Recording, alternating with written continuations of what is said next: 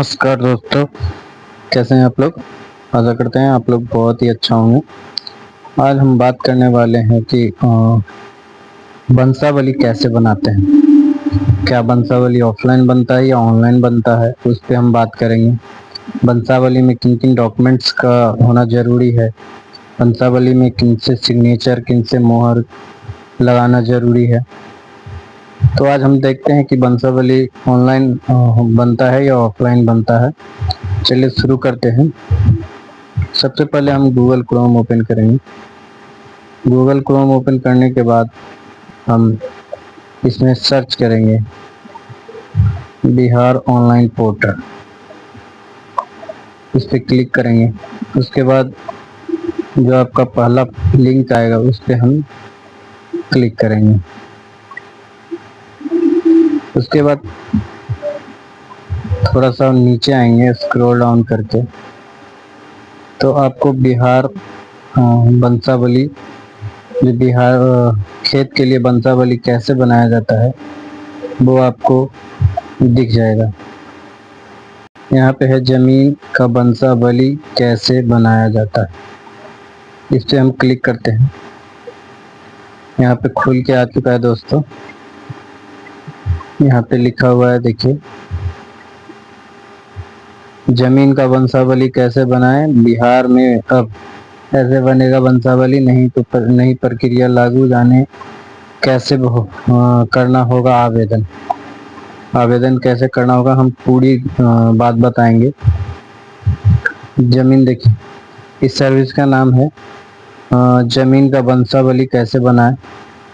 ये 2000 इसका पोस्ट डाला गया था 14/11/2024 को, और ये गवर्नमेंट का है, बिहार गवर्नमेंट सच में का है। और फिर नीचे आते हैं तो इसका डॉक्यूमेंट्स का नाम है बंसावली। देखिए, थोड़ा सा हम नीचे आते हैं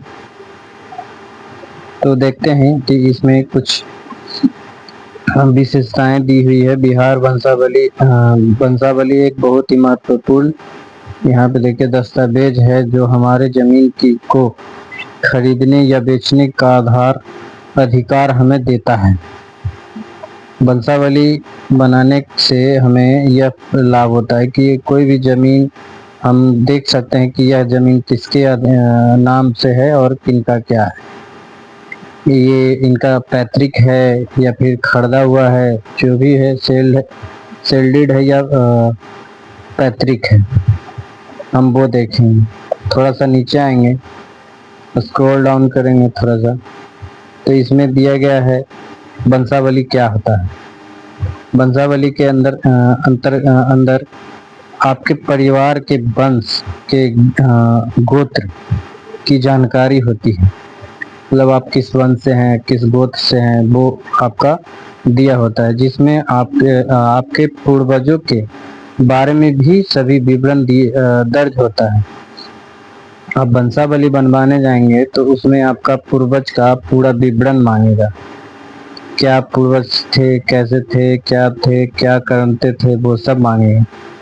किसान जिसको अपने पूर्वजों से खेती करने योग्य जमीन मिली है, अगर वह कृषि भूमि विभाग से जुड़ी हुई है, किसी भी योजना का लाभ लेना चाहते हैं, तो उन्हें बंसावली सर्टिफिकेट की जरूरत पड़ेगी।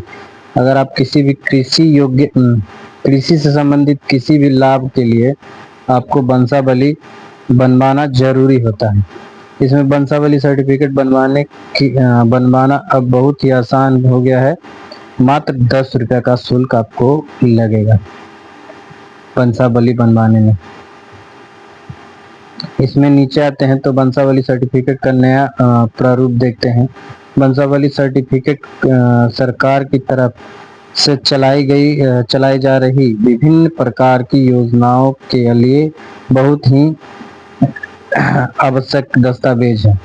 इस सर्टिफिकेट के अंदर आपके दादा, परदादा, पिताजी आदि के बारे में महत्वपूर्ण जानकारी होती है, जिससे आपको अपने पूर्वज के संपत्ति पर अपना अधिकार प्राप्त होता है। इससे बनवाने से आपके पूर्वज का जो भी संपत्ति है उस पे आपको आपका आधार होगा, अधिकार होगा। अब आप जानेंगे कि वंशावली का क्या उपयोग होता है।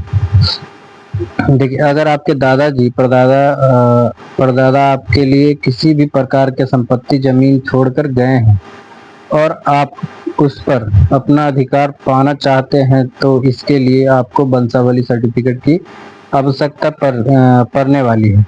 वंशावली सर्टिफिकेट के अंदर दादा परदादा के नाम और उनके द्वारा छोड़ी गई जमीन का पूरा विवरण दर्ज होता है, जिससे उसका बंटवारा करने में आसान हो जाता है। फिर थोड़ा सा और नीचे चलते हैं। वंशावली के बारे में महत्वपूर्ण जानकारी यहाँ पे दिया गया है। देखिए, वंशावली सर्टिफिकेट प्राप्त करने के लिए आपको 10 रुपए से लेकर 100 रुपए तक का भुगतान करना होता है। उसके बाद अगर किसी भी वजह से आपका वंशावली सर्टिफिकेट दोबारा बनवाते हैं तो उसके लिए फिर आपको पंचायत सचिव के पास 100 रुपया फीस जमा करना होगा। पंचायत सचिव के पास आपको 100 रुपये का फीस फिर से जमा करना होगा। अगर मान लीजिए किसी कारण से खो गया, फट गया, तो उसे फिर से बनवाना चाहते तो उसके लिए आपको पंचायत सचिव के पास 100 रुपया जमा कराना होगा, जो कि उसका शुल्क है। पंचायत सचिव ही आपके समस्त आवेदन फॉर्म पर हस्ताक्षेप करेंगे, दस्तावेजों को चेक करेंगे और उस पे साइन मुहर करेंगे, सिग्नेचर भी वही करेंगे, पंचायत सचिव ही। उसके बाद वंशावली की कॉपी पंचायत सचिव अपने कार्यालय में सुरक्षित रखता है। एक फोटोकॉपी जो कि पंचायत सचिव अपने कार्यालय में सुरक्षित रखता है, वो अपने पास एक रख लेता है, ताकि भविष्य में कभी भी कोई खो जाए तो वो उसे पुनः प्राप्त कर सकता है। पंचायत सचिव आपकी एक कॉपी पर खुद की सिग्नेचर करके अपने पास रख लेता है, वही दूसरी कॉपी पर आपके सिग्नेचर करने के बाद उसे आपके पास दे देता है। यानी जो आवेदक हैं उससे एक सिग्नेचर वो ले लेता है और एक सिग्नेचर करवाकर वो अपने पास रख लेता है और एक सिग्नेचर कराकर आपको दे देगा। फिर नीचे आते हैं। वंशावली बनाने के लिए सरकार पंचायत स्तर पर प्रत्येक मंगलवार, बुधवार और गुरुवार को वंशावली शिविर लगाती है। ये देखिए, ये बहुत अच्छा है कि आपको हर दिन दौड़ना नहीं पड़ेगा, सिर्फ मंगलवार, बुधवार और गुरुवार को ही आपके पंचायत में ही शिविर लगता है। वहाँ पे भी आप जाकर वंशावली बनवा सकते हैं, सर्टिफिकेट पा सकते हैं। इसमें मुख्य दस्तावेज आपको क्या क्या लगेंगे वो हम आपको बता देते हैं। इसमें सबसे पहले मोबाइल नंबर लगेगा, जमीन के दस्तावेज प्राप्त होंगे, जमीन का पता होना चाहिए और 10 रुपये का शुल्क भुगतान होना चाहिए। स्थानीय निवास प्रमाण पत्र, जो भी आवेदक होंगे उनका स्थानीय निवास प्रमाण पत्र लगेगा। एक पूरा भरा हुआ आवेदन फॉर्म देना होगा, जो कि हम आगे आपको बताएंगे कि आवेदन फॉर्म कैसा होता है, वो भी हम आपको दिखाएंगे। पहचान का प्रमाण पत्र जैसे आधार कार्ड और वोटर कार्ड, ये सब देना होगा, कोई एक देना होगा दोनों में से। उसके बाद एक शपथ पत्र पर आवेदन करने वाले व्यक्ति को वंशावली का पूरा विवरण डालना होगा कि आपके दादा परदादा, पिताजी, उन सब का नाम, अभी आप लोगों के जो भी जीवित हैं उन सभी का नाम आपको डालना होगा। यहाँ से हम फॉर्म देख लेंगे, फॉर्म कैसे भरते हैं वो देखेंगे। यहाँ पे आने के बाद यहाँ पे क्लिक करेंगे, फॉर्म डाउनलोड फॉर्म पर क्लिक करेंगे। ये देखिए, फॉर्म खुल के आ चुका है। इसमें वंशावली का फॉर्म है, चूँकि यहाँ पे लिखा हुआ है सेवा में पंचायत सचिव महोदय, ग्राम पंचायत राज। आपका जो भी पंचायत है वो इसमें नाम लिखना है पंचायत का। इसमें प्रखंड लिखना है, जो ब्लॉक है, कहाँ ब्लॉक है वो लिखना है, प्रखंड क्या है वो लिखना है। फिर उसके बाद जिला कौन सा है वो डाल देना है। फिर थोड़ा सा नीचे आना है, तो इसमें से प्रयुक्त विषय के संबंध में कहना है कि मैं शपथ करता, यानी जो शपथ करता है दिनेश कुमार, इसमें नाम लिख देना है। मैं ऐसे ही लिख दे रहा हूँ, आप वैसे ही लिखेगा। इसमें नाम लिख देना है दिनेश कुमार। इसमें पिताजी का नाम लिखना है। इसमें वार्ड संख्या क्या है जो भी है वो लिख देना है। इसमें ग्राम आपका क्या है, पोस्ट ऑफिस कहाँ है, थाना क्या है, पंचायत क्या है, प्रखंड क्या है, मुझे कार्यालय है तो जो किस कार्य के लिए आपको वंशावली बनवाना है वो डालना है। इसमें वंशावली प्रमाण पत्र आवश्यक चाहिए। उसके बाद थोड़ा सा नीचे आते हैं, आपको ये जो चौकोर घेरा आपको दिख रहा है, इसमें आपको वंशावली का पूरा, जैसे कि दादाजी का नाम, नहीं आप परदादा से चलेंगे, इसमें परदादा का नाम, फिर उसके नीचे आप आएंगे दादाजी का नाम, फिर उसके बाद आपके पिताजी का नाम होगा, फिर उसके बाद ऐसे एरो दे देकर आप कितने भाई हैं उन सभी का, भाई बहन सबका इसमें नाम दिया होगा। फिर इसमें ये कितने वर्ष के थे और सभी का उम्र भी डालना होगा, कौन कौन कितने वर्ष के हैं उन सभी का उम्र भी डालना होगा आपको। फिर थोड़ा और नीचे आते हैं तो यहाँ पे आवेदक का सिग्नेचर होना चाहिए और अंगूठा का निशान और इसमें मोबाइल नंबर। फिर थोड़ा सा और नीचे आते हैं तो इसमें देखिए, इसमें लिखा हुआ प्रमाणित किया जाता है कि आवेदिका, इसमें जो भी हैं उनका नाम डाल देना है, पिताजी का नाम, इसमें भी वार्ड नंबर, इसमें भी ग्राम, पोस्ट, थाना, पंचायत का नाम, प्रखंड का नाम, जिला का नाम। फिर इसमें आपको देना है आवेदक का पिताजी का नाम, आवेदक का नाम इसमें देना है, फिर इसमें पिताजी का नाम देना है। फिर थोड़ा नीचे आते हैं, इसमें गवाह का, इसमें आपको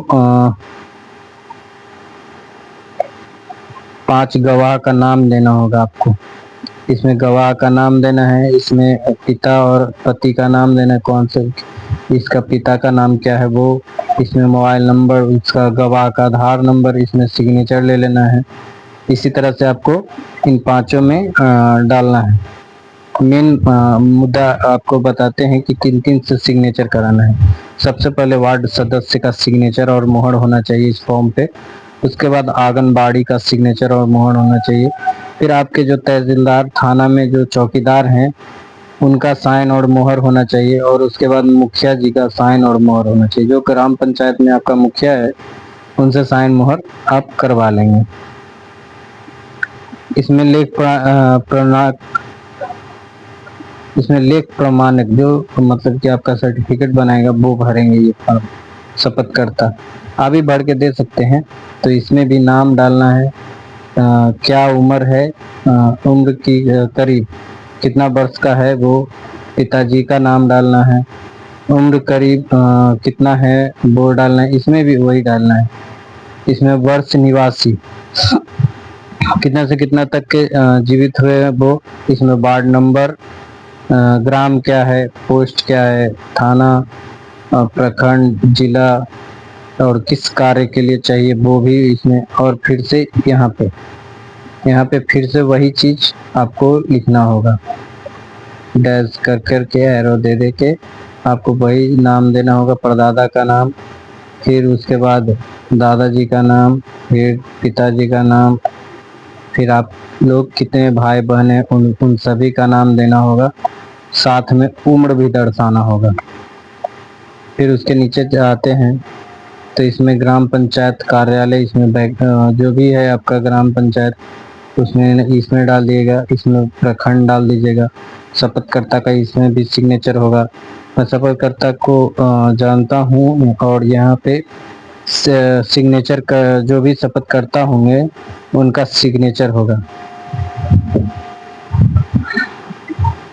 उसके बाद यहाँ पे सिग्नेचर करेंगे ग्राम पंचायत सचिव, यहाँ पे सिग्नेचर करेंगे यहाँ पे जो आवेदक हैं वो।